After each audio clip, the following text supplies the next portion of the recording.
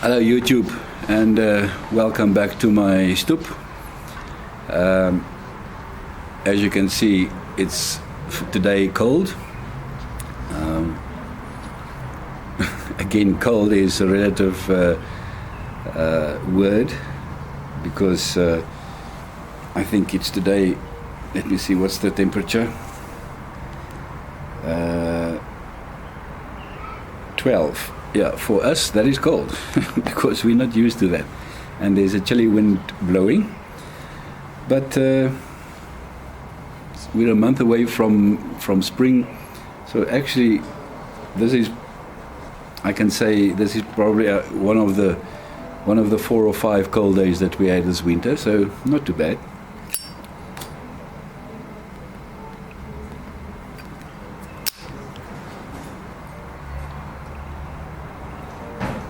And I'm relaxing with my Piet and Po Zulu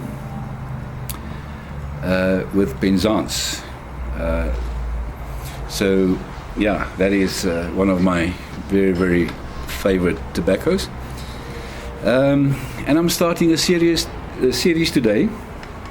And the Zulu is very fitting for that series. And it's about South Africa and apartheid. Canadian Metis man wrote on one of my videos, one of the comments, that he would like to know something about South Africa and apartheid and how it was to grow up and live in a apartheid society. So I thought, well, that's maybe not a bad topic to talk about. So I would gladly share my experiences with you in the following few videos as a series. But disclaimer again. It's my opinion, it's my experiences, it's my viewpoint. There will be probably lots of people who will differ from me, and which is fine, and who would have had different experiences, which is obviously also fine. So, yeah. So see it from that point. I'm not a historian. I had history as a subject at school, but I'm not I haven't got a degree or any other reason to say that I know history, as a subject. But yeah, so I'll just give you my viewpoints and perception about how we came about. The other thing I wondered was, how far back should I go? Because I can't just start of my experience, because like anything in life, it's a holistic approach, it's a systemic approach. Things happened because of other things over time. So I thought maybe it would be good to start at the Anglo-Boer War, and then I thought, no, maybe I must just give very, very short history before that even. So South Africa came about in terms of the settlers and white population staying in South Africa, in 1652, Jan van Riebeeck, who was one of the Dutch East Indian Company sea captains, landed in South Africa, or at Table Bay in Cape Town, and started to use Table Bay as a halfway stop on their way to India for the spice trade of the time. He was not the first one actually to arrive and to use South Africa as a base. Before him was Vasco da Gama and some other Portuguese sea captains. But he was the one who really started by settling down in Cape Town. And over time, more and more people joined and fled to South Africa, actually. For example, the French Huguenots fled to South Africa during the persecution of Christians in France. And then also a lot of Scottish people came to South Africa.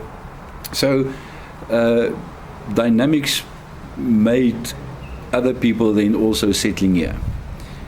So let's skip a few hundred years. Then the first English occupation of the Cape Colony started, and they then took control over the Cape Colony. I think that was around about late 1700s, early 1800s. So I'm going to skip those years to the Anglo-Boer War in 1890, 99, 1900, because I think that was actually one of the triggers for apartheid.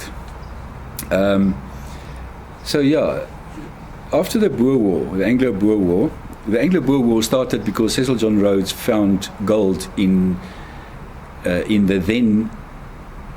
Well, maybe I must state that also, because otherwise people won't understand where that fits in. In 1836, a lot of the Cape Colony farmers was not happy with the English governance system in Cape Colony. So they packed and started to go north, to go and have a look, expand, have a look for other farming opportunities.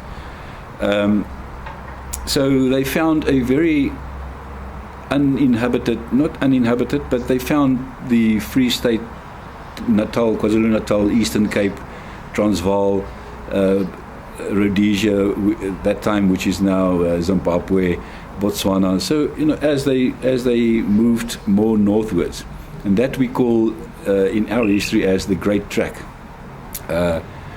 where a lot of farmers just actually moved more northwards, and as they moved outside the boundaries of the Cape Colony, they actually then bought farms from the local inhabitants at the time, maybe took them from them also. I don't know exactly what happened. They exchanged it for cattle or for whatever. But over time they then settled as different republics. It was the Republic of the Orange Free State and the Republic of Transvaal, or the Zuid-Afrikaanse Republiek. And that's where Paul Kruger, where the Wimpole pipe shape comes from, where he was the president of the ZAR, and that is now today Gauteng, Joburg, that area. So after gold was found in those areas, especially in Joburg area, Cecil John Rhodes were interested in getting those gold. So he then started to also move in north.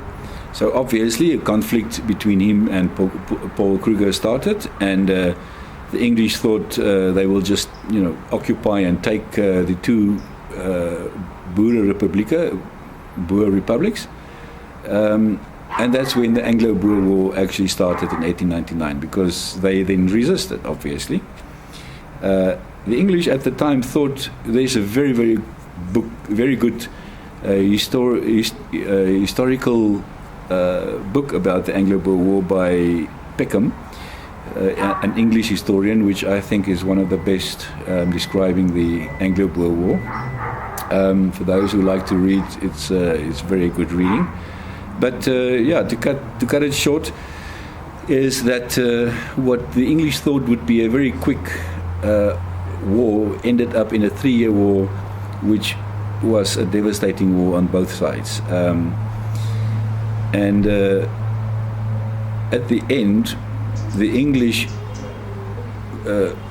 after they couldn't really capture, the soul or the land as they thought they would and as they wanted to, they started with the scorched earth policy, which meant that they started burning down the farmhouses and the farms, because they said that is where the soldiers are being supported from by the families, the wives and the children on the farms where they kept on farming, and that killed the spirit and the people, and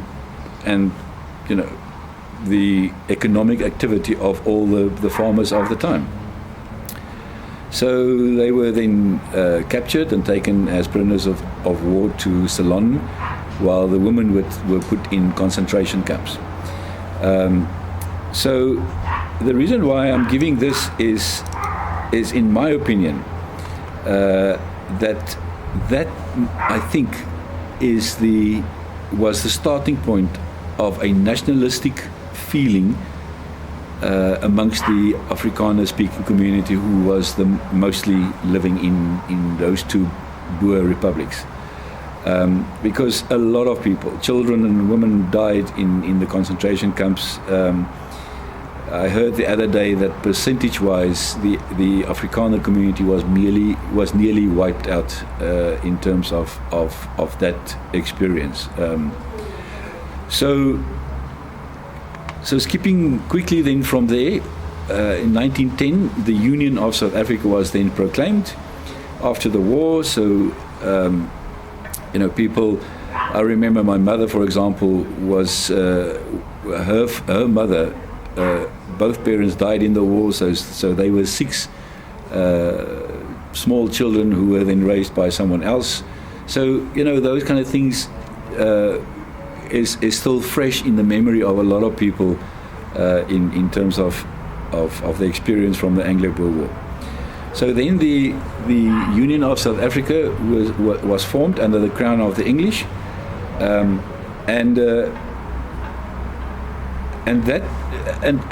interesting enough, apartheid was at that stage already actually there, not yet recognized and legalized like later years, but there was already a kind of an apartheid or a separation that was established by the English and the government at the time. I mean, that was why the ANC was formed way before the National Party came into power in 1948. But again, it was not a legally and a recognized policy. So it was just a normal movement of people. So in 1948, then. The National Party, they established themselves, I think, here in the 1910s, 20s, I'm not sure, but they took then power in 1948 after an election, and that is the real where apartheid was really driven as a policy, as a government policy, not as apartheid. Like in hate, but more in terms of segregation. They also spoke about the word that was used at the time was more segregation, and the belief was that to keep people segregated would keep everyone, kind of happy. And they say there's a saying was that good neighbors has got a good fence between them. So that was the principle, and the reason why I mentioned the Anglo-Boer War was because I think the nationalistic pride or feeling was born out of that bad war that was in South Africa. So when the National Party started their reign as governor in 1948, it got with every prime minister after that just worse and worse and worse, until it got to the bad state of apartheid, which the world got to know. But at that stage it was still not too bad. Well, that's a very bad word choice, because apartheid was bad in its core, but the application of it was not yet as severe as it was later. And then came Verwoerd.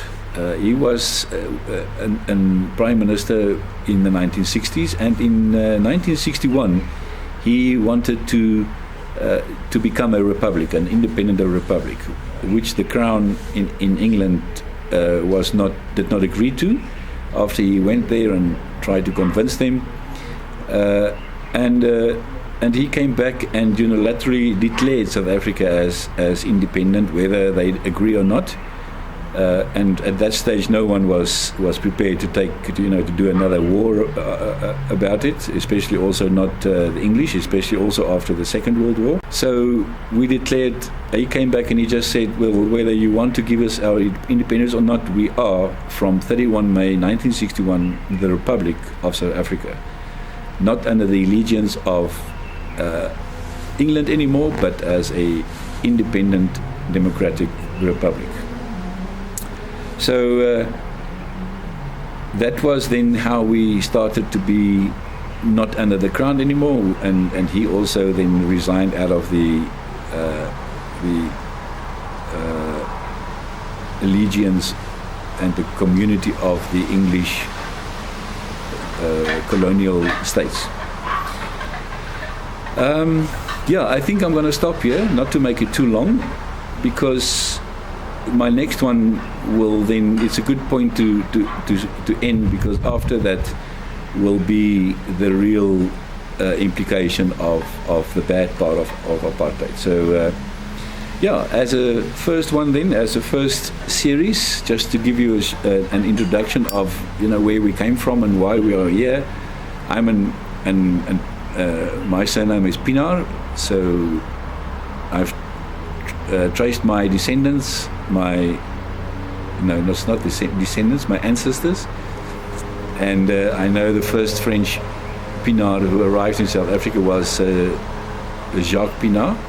He was a Huguenot fleeing persecution and arrived in 1784 in South Africa. So, and many other white South Africans can trace themselves back to either Dutch or German or French or English ancestors. But here we are. For me, I can't speak French. I'm an African. I've been born and bred here, and so my fathers and grandfathers and many people before me. So I'm an African, and I'm proud to be an African. But on that note, friends, I'm going to sign off, and then we'll bring you my second series on apartheid and South Africa from the years 1955-60 around.